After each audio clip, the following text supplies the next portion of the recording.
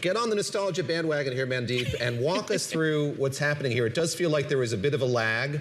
Obviously, a lot of excitement and enthusiasm for these new upstarts, now on target to be worth many hundreds of billions of dollars in terms of valuation. But what accounts for these legacy companies having a moment right now?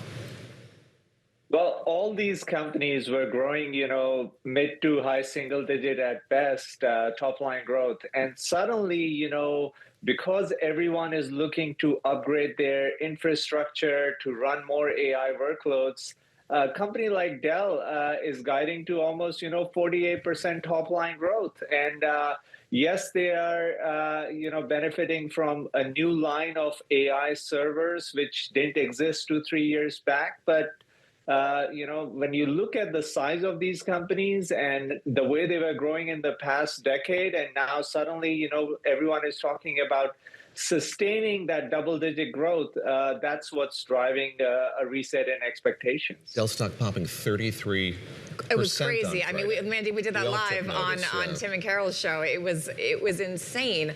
The other stock that we talked about a lot this week is Snowflake, and I want to come back to that because the first thing I want to hit with you is talk to us a little bit about the difference between these kind of legacy physical AIs versus AI agents and why you're seeing more growth in one part than you are as you see almost a little bit of a slump in some of the AI softwares as users decide what they're actually getting an ROI on. I mean, all these companies that are tied at the database layer, they're having their moment right now because when you talk about agentic deployments, you have to connect your enterprise database with these LLMs, and it's driving more queries for a company like Snowflake. And on top of that, Snowflake has launched their own coding agent. And we know coding agent is the real sort of big category of software that has emerged with the help of LLMs. So really, they are in that right spot. Obviously, initially, the market treated everyone equally in terms of, all the SaaS names getting clobbered. But now you're finding those spots within the SaaS market that are actually going to benefit with, more agentic AI, more use of coding agents. And I think Snowflake probably is one of them. Let me pivot to the flashier, newer companies here for a moment, because I think the parlor game of the moment is the dueling IPOs rather between OpenAI and Anthropic, and we saw Anthropic taking the lead this week, becoming the front runner. And I'm curious how you see that binary unfolding as we push ahead to those IPOs, the way that Anthropic is positioning itself vis-a-vis OpenAI and vice versa. Yeah, look, Anthropic started off the year at around a $10 billion revenue run rate.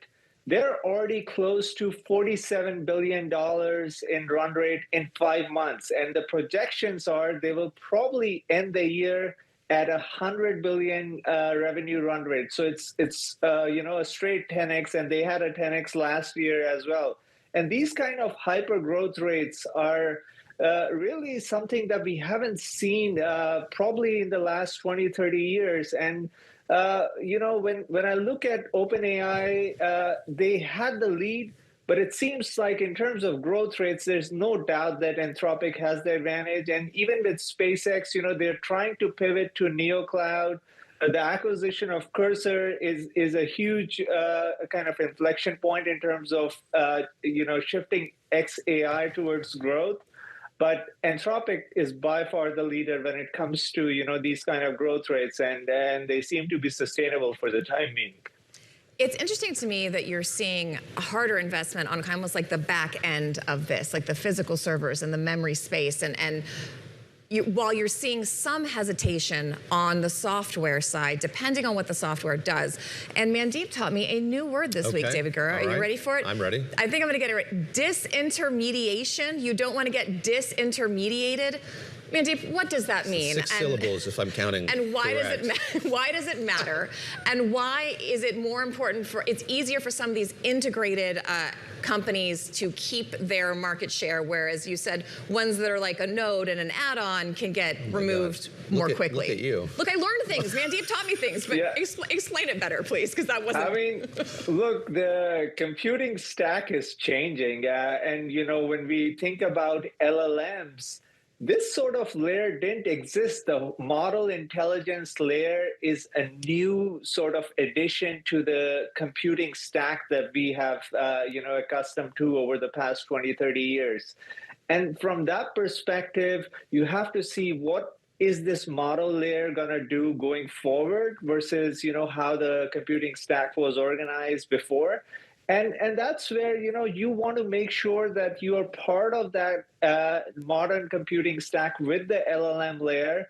And that's where someone like Snowflake has pivoted very nicely, in terms of making sure that they're not trying to compete with the LLM layer, but really serving something that the LLM needs to deploy that agentic functionality. And that's not going to be the case for every software company. So really, the more you are adjusting your business model to make sure you're aligned with the LLM layer, I think the better prospects you have going forward. Mandeep, you've got the OG tech companies, you've got the kind of boring, or historically boring tech companies as well. And Lisa and I sat down with Jitu Patel, who's the president at Cisco, just to tease an interview we're going to play a little bit later in the show. And I mean, he's wildly excited about the new Cisco and all Cisco is going to do. Yes, we think of it as this networking company, but it sees great opportunity when it comes to AI, a chance to kind of reinvent itself or have a kind of renaissance as a result of AI. Are there other companies like Cisco that you're watching that are going through a similar sort of reinvention or thinking about ways in which they can kind of rebrand or reanimate themselves because of AI? I mean, right now, everything on the hardware semiconductor side is going through a complete transformation. These were supposed to be, commoditized companies that had no pricing power. Suddenly, you look at all of the chip categories. We know hardware is in great demand, across the board because the entire computing stack is being reimagined. The traditional chips are just not good enough to, run these modern AI workloads. And that's where the compute density is what's driving these major shifts across the board.